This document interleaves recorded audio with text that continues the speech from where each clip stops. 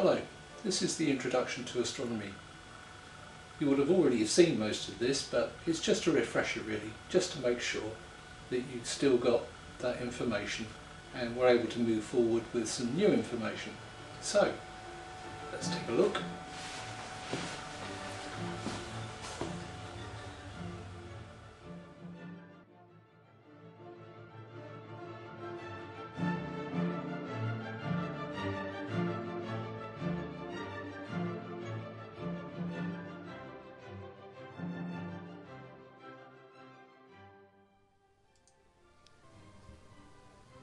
Okay, where do we live? We live in a spiral galaxy, like this one. The way we see that galaxy is by looking down the edge of it as the Milky Way. And right at the centre of this image of the Milky Way, which is an enhanced image so you can see the centre, is the centre of our galaxy. So we're looking along the flat plane of that galaxy.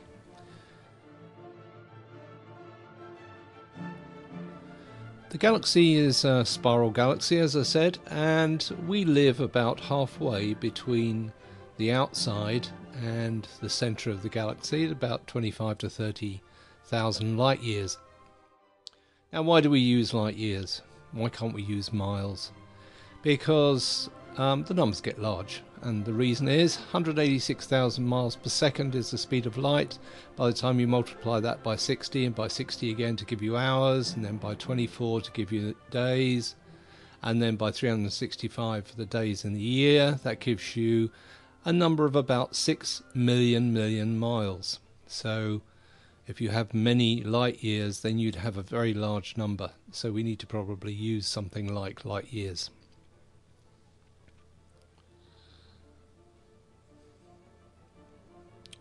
On the top left image here you see our solar system, and that fits right in the centre of that spot that you saw on the galaxy, about halfway between the centre and the outside. It's really in 4 parts, hence the picture.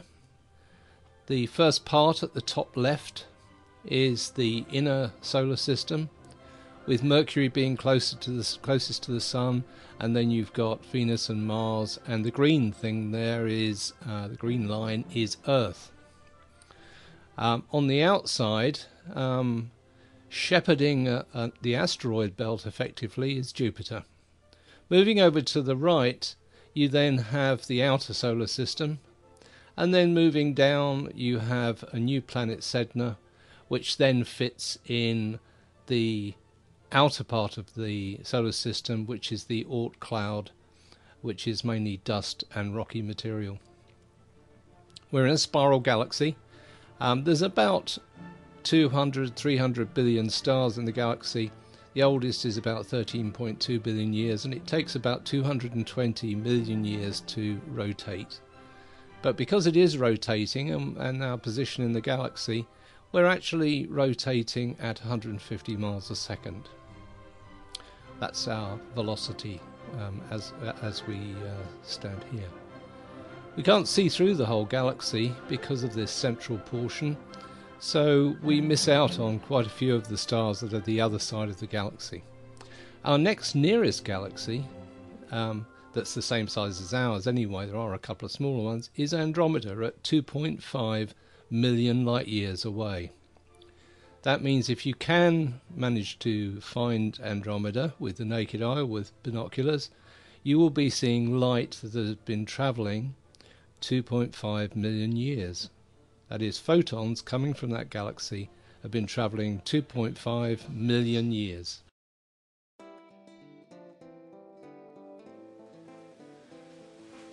Okay, we've looked at our galaxy and our place in the universe now.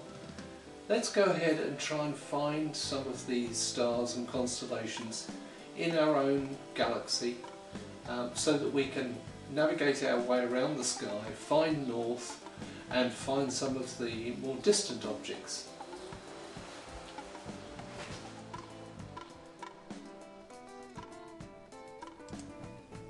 Okay, now that we have a good understanding of where we live in the galaxy, we need to be able to find some of the constellations and stars and understand why they change on an hour-by-hour basis and annually as well.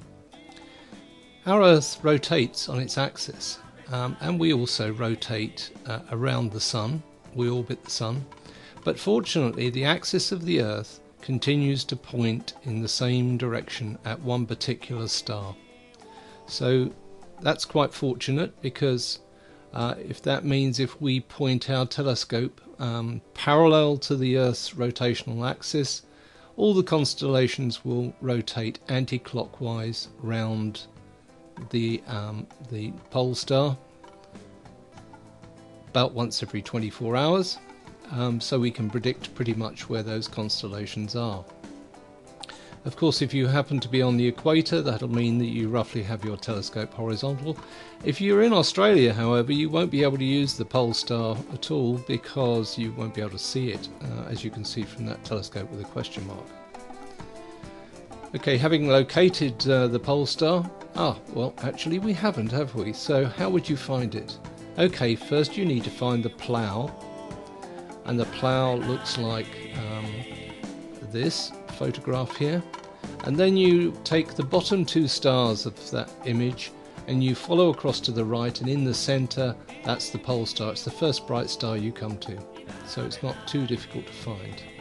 By the way, the planetarium software we're using can be downloaded from the website. It's called Stellarium. Now, there are two constellations that are very useful. They lie on the Milky Way, so on the horizontal axis of the galaxy, and they are Cygnus over to the left and Aquila over on the right. Cygnus the swan, Aquila the eagle. If you follow the swan, which is the cross on the left, if you follow that brightest star down the Milky Way, you will come to Cassiopeia, which can also be used to locate Andromeda. The Milky Way is probably best seen in dark skies. If you can't see that, you generally can see Cygnus and find that cross, and then you at least know where the Milky Way is. Cassiopeia is the big W, or if you're pointing the opposite direction, an M. But looking at it as a W, if you take the right hand V of the W and follow that as an arrow, you'll come to a first bright star. You come up a little bit to a dimmer star, and then you go the same distance again from the bright to the dim star, and that's where Andromeda is, and that's what it looks like. However, you won't see it like that. You'll see it as a small fuzzy patch.